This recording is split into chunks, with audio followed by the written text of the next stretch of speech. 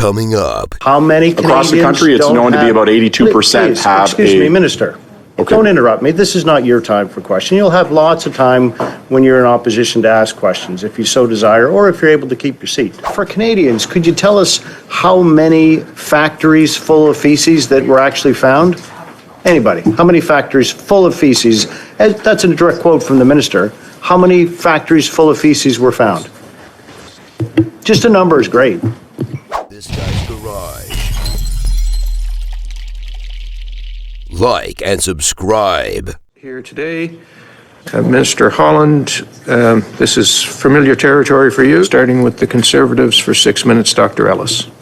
Thank you very much, Chair. Minister, you know, we've been down this road before with you, and I guess let's start with some simple questions. You like to use some very emotionally charged language.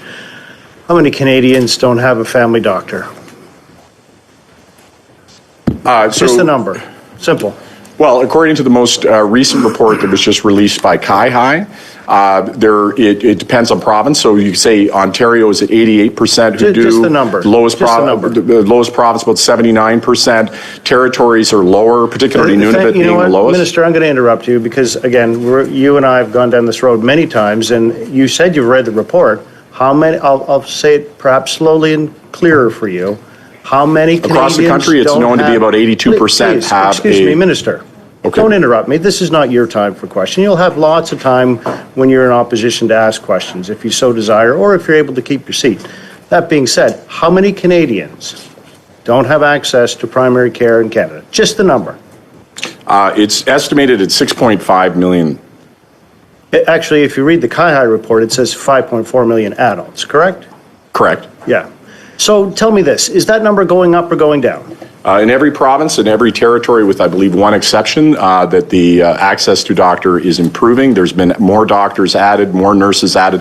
That's in the baseline KaiHi report, so that's actually before our investment again, of $200 billion. I don't think that's what I asked you, is the number of Canadians who do not have access to a primary care physician going up or going down? Access is going up. That in the baseline report, we see every province and every territory access to more doctors, more nurses in almost every jurisdiction. That's a baseline report that is before the interventions of our signed agreements with every province, every territory, $200 billion being applied. But we know and I very could talk clearly, about all the different ways that we're improving that circumstance, but conservative cuts certainly are going to help.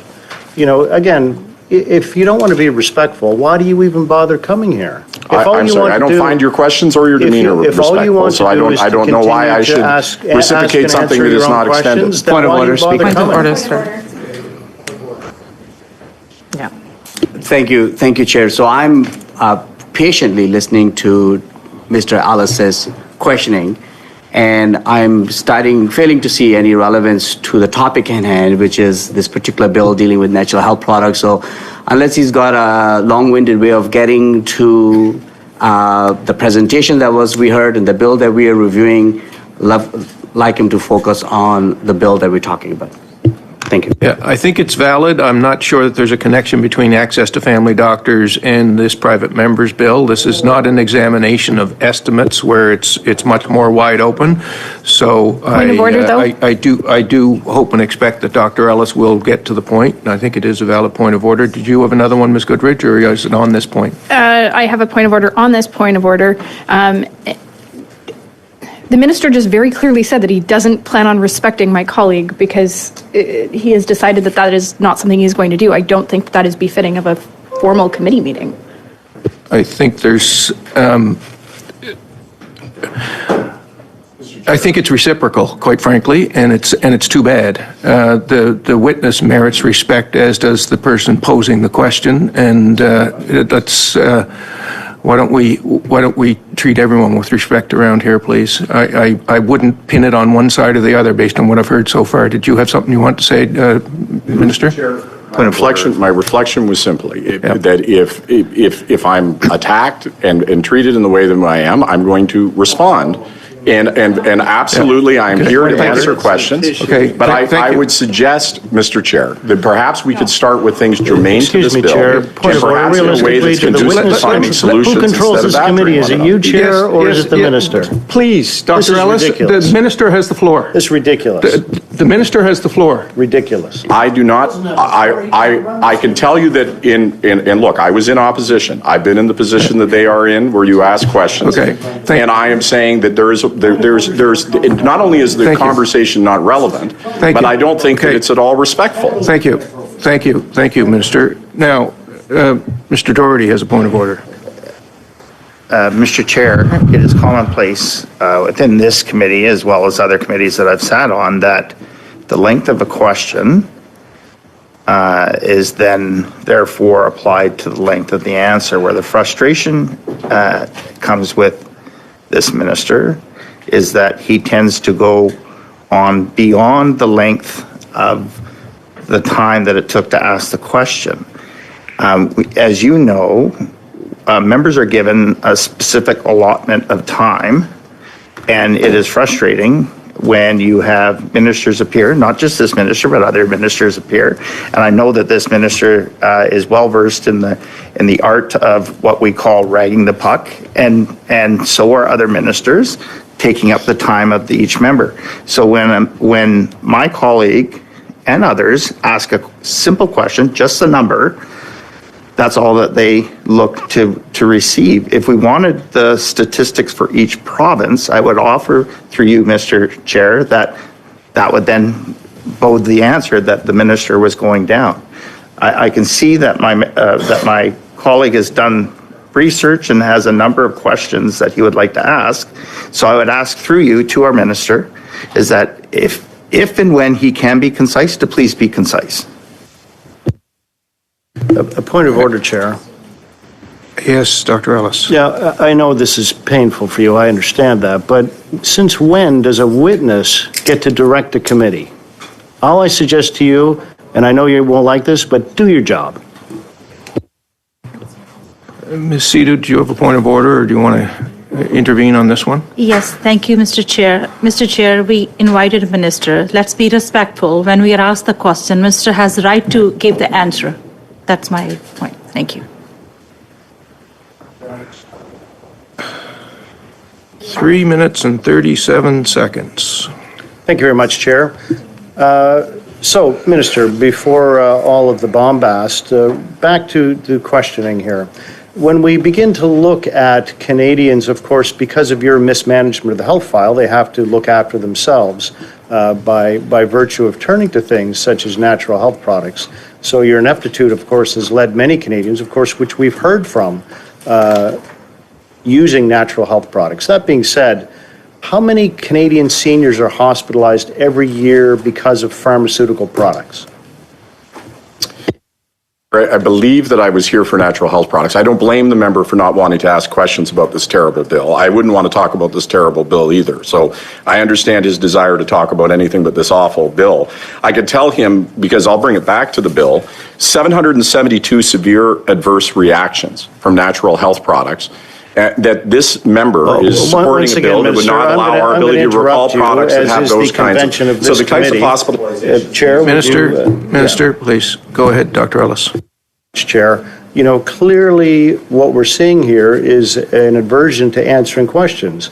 Very simply, this will connect. I know it's difficult for you. How many Canadian seniors are hospitalized every year due to pharmaceutical products? And I understand that it's just the number, Minister. I understand that it's. I get the same amount of time as he asked the question. Is that the rule? Yep. I understand that it's difficult for you to understand that I'm here on natural health products, that is the purpose of this study, and I understand why you wouldn't Thank you very much, answer Minister. questions on it. I will interrupt you once again. Just the number. How many? I am here to talk about natural health products. It is the so- purpose of this study, so and I once want to again- talk about it. I'm not going to let you Thank off you, the Minister. hook to not talk about your own Thank bill. you, Minister. Once again, I'll move along because you clearly have no clue how many Canadian seniors are hospitalized every year due to pharmaceutical products, which again are under your purview. Would you care to answer that on behalf of Canadians or no? Simple answer. If you don't want to, or you don't know the answer, it's okay. What I'm not going to do is engage in a attempt to not talk about this bill. You have not asked any questions related to this bill because you don't want to talk about how deadly this bill is. The fact that you would leave Thank you very much, products Minister. on the I'll shelves that are interrupt you dangerous there. to Canadians' health. You know, the difficulty, of course, is, Minister, is that 13,000 Canadians are harmed by pharmaceutical products every year. Seniors hospitalized, 13,000, just because people need a reference. All you want to do is talk, down to Canadians about feces and lead, all your fantastical words, of course. That's what your attempt to do. Minister, very simple question. How much does the NHP industry contribute to the GDP of Canada on a yearly basis? Enormously. It is a booming industry, Just a the number, multi-billion-dollar industry. Am I allowed to answer the question in the same time that you took to ask the question? Another 25 seconds to answer the question. Thank you. It is a booming industry. It is a growing industry. It is a multi-billion-dollar industry. But one of the things that will protect that industry is ensuring that that industry is afforded the protection of being able to recall Thank you very much, products. Minister. Your time is up, but once again, I'll ask you just for the number. Look, Mr. Chair, do I still have? Yes, go ahead. So one of the things that's when you're talking about adverse effects on pharmaceuticals, the idea that there's adverse effects on pharmaceuticals, so therefore you do nothing about natural health products? You just leave the people who have adverse effects for natural health products with nothing? Thank you. How you draw your own conclusions. That being said, because of your negative effects on the natural health product industry, how many businesses are saying they're considering shuttering operations in Canada? Vanessa's law does not affect any compliant or any business attempting to be compliant at all. Cost to businesses that are compliant or attempting to be compliant is exactly $0. Thank you, $0. Thank you, Dr. Ellis. That's your time. We're going to continue with the second part. Please allow me to welcome from the Department of Health, David Lee, Chief Regulatory Officer, Health Products and Food Branch. And I don't anticipate that you have an opening statement. I propose that we proceed directly to questions with the Conservatives.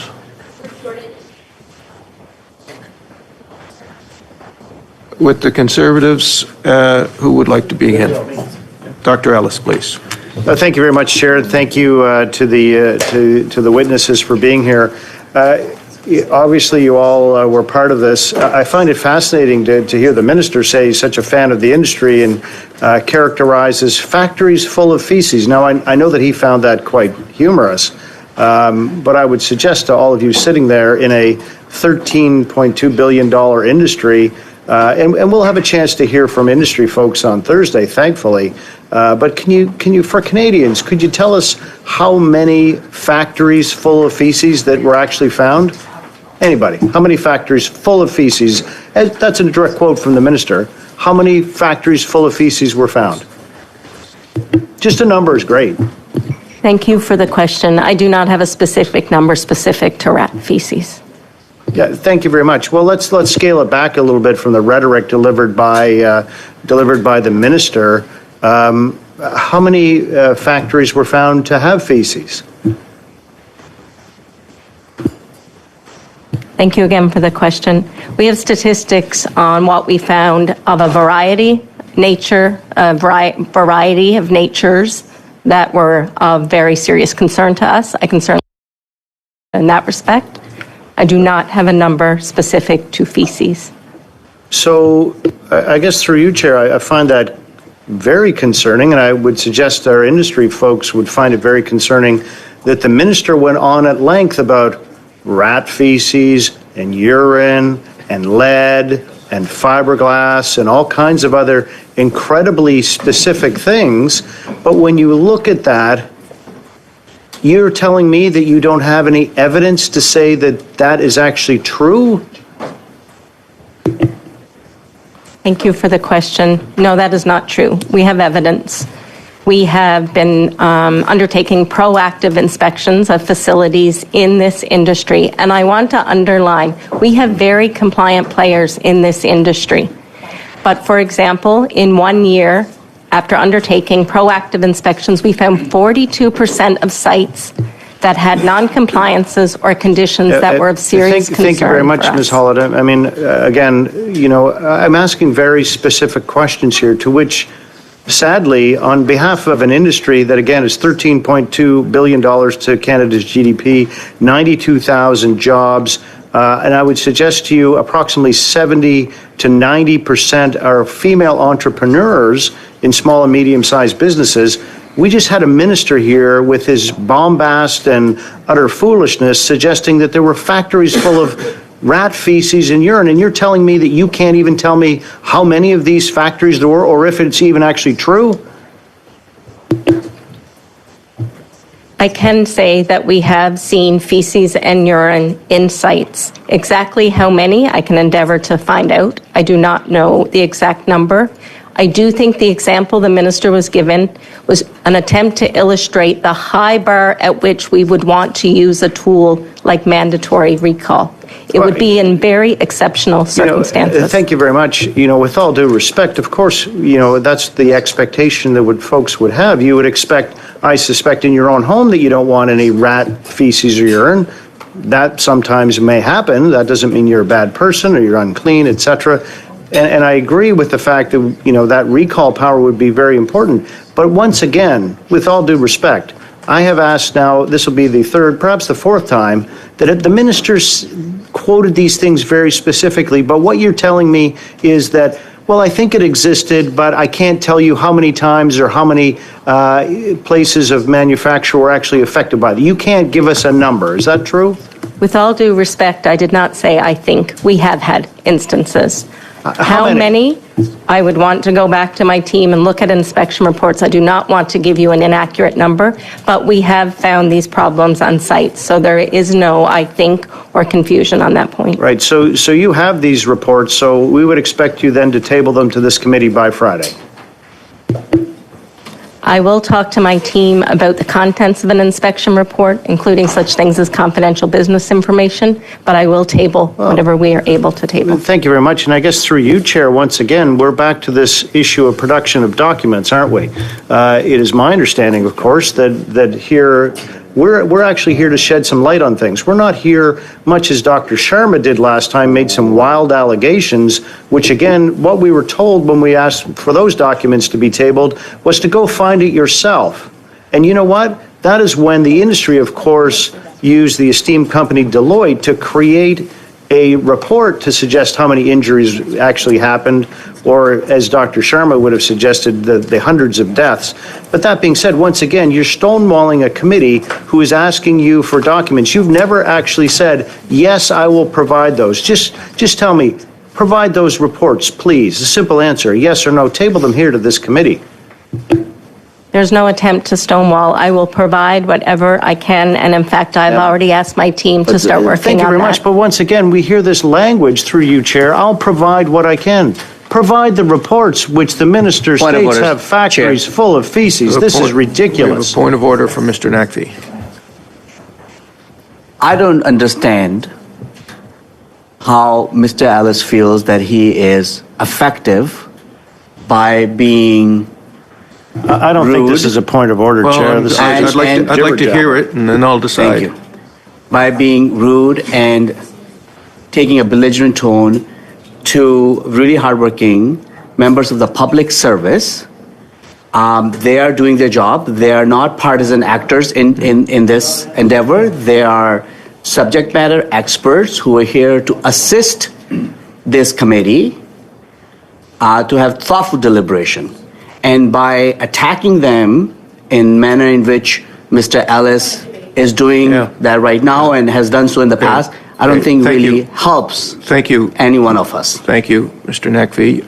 Although I agree with you, it isn't a valid point of order. If that's the way Dr. Ellis wants to comport himself, it's not against the rules of Parliament or the rules of procedure. Dr. Ellis, you have 30 seconds. Much, Chair. Trying to get answers on behalf of Canadians, I don't think is inappropriate. I'll turn the rest of my time to Mr. Doherty. Real quick, to our witnesses, the minister said that he was interested in a robust discussion regarding this, and that I believe he said over 4,500 consultations have been done. To our witnesses, was the Canadian Health Food Association part of those consultations? Yeah, certainly the Canadian Health Food Association is one of our key stakeholders with respect to natural health products. Beyond the kind of formal consultations that we have with larger groups, there's a lot of direct So they were- conversations they were with them. con- They were, yeah. And as well as this department and deputy minister and then individual consultations as well. Thank you. Thank you, Mr. Doherty.